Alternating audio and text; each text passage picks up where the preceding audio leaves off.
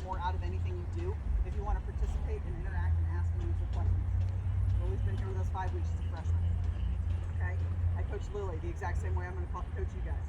I coach our 5th-year seniors the exact same way that I coach Lily or you guys. And guess what else? I coach my 7 and 8-year-olds that I give lessons to the exact same way I'm going to coach all of them. I use the same words. I give the same hit lecture. I want everybody's bodies to move the exact same way. So there isn't a difference based on skill set, age level, whatever it is. It's all the same thing.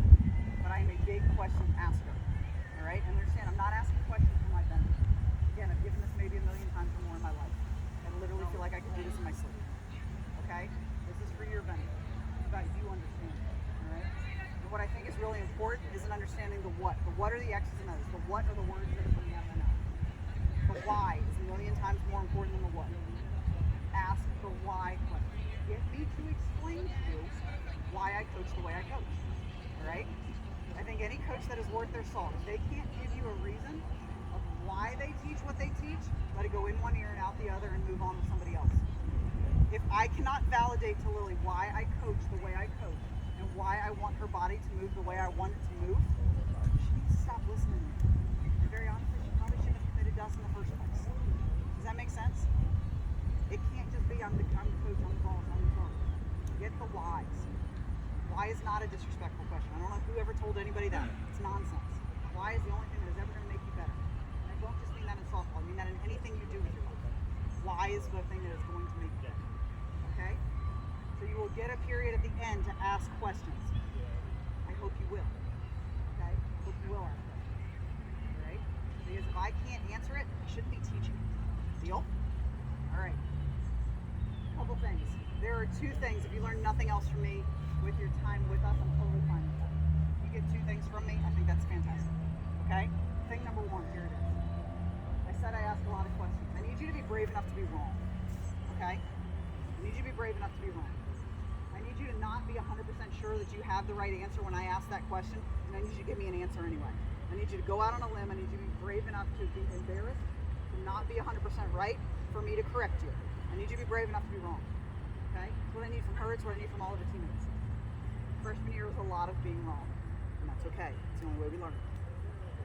More important than that, this is really the thing I need you to learn from me. I need you to learn to fail.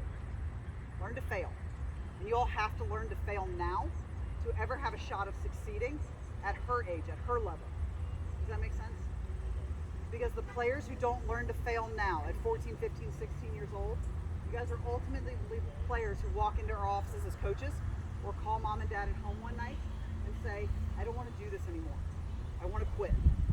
And this is why. Here's going to be the reason, because almost every kid I've ever had that quit a program quit for this reason. Softball is no longer fun for me. Well, guess what that really means? It means you're struggling and you don't know how to handle the struggle. You don't know how to handle the workload. You don't know how to work more than you play. Because game days are very rare when you get to our level. It's different at your level. You guys don't practice the same number of days a week that we do. So our grind is her showing up, knowing that we were out here all day yesterday, knowing that she volunteered to work camp, and she's still going to go to the weight room at 5:30 as soon as this camp ends. And she's still going to put in maximum effort, just like her teammates that are at home today. Not everybody's here working camp.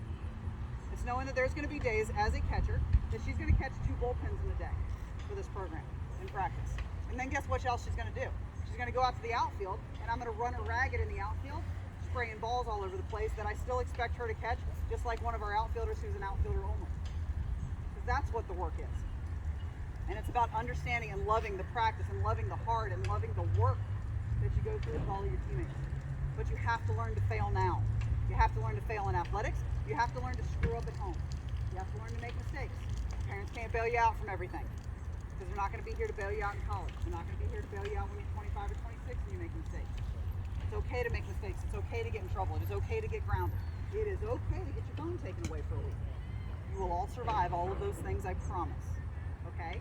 But learn to do it now so your first experience of failure is not as a freshman in college when everybody is older, stronger, better than you. Make sense? All right. I think I can get almost anything I want out of hitters if I can get them to believe in 2 things. I don't need them to be overly technical. I don't need it to be about all the technology aspects of hitting. I need them to believe in 2 things. Thing number 1, swing the bat as hard as you can swing it every single time you swing the bat. What that really means for me is that there is no half speed swing, there's no 3/4 speed swing, there is no training speed swing.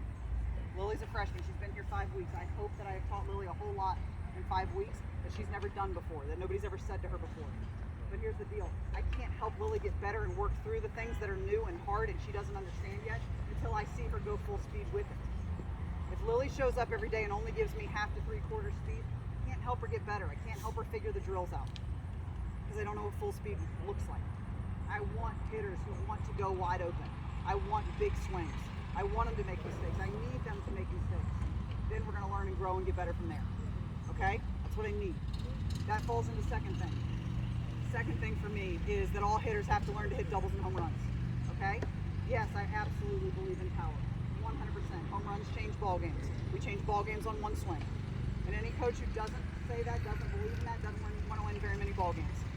Because anything else is just silly. Now understand, you don't have to believe in power or speed.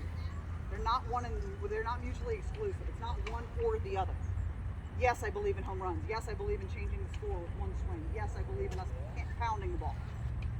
I love speed. God, do I love speed. The very first year here, we led the nation. Most people don't know this. We led the nation in stolen bases our very first year here. I love it. I can't teach it. I can't take a person and make them a 2.6 down the line. We can make them all a little bit faster, but I can't make a 3.0 a 2.6. It's never going to happen. All right? So it's not one or the other. So what I mean by that is I need all of our righties and all of our lefties to all want to hit doubles and home runs. I need the kids who walk into this program and think they're already power hitters, and the same ones who walk into this program and think they're contact hitters, to all do more with every single swing. They all have to learn to hit the ball harder. I want our slappers learning how to barrel balls up and driving a ball down the first base line, right field line, and standing up on third base. That's what I need. Everybody does more with every single swing. Last thing I will say about this, because I get this question a lot, I do not believe in a two-strike approach. I think that's nonsense. Okay? Hitting is the hardest skill set in any sport out there, period. Baseball and softball hitting is harder than anything else you do in any other sport, period. Okay?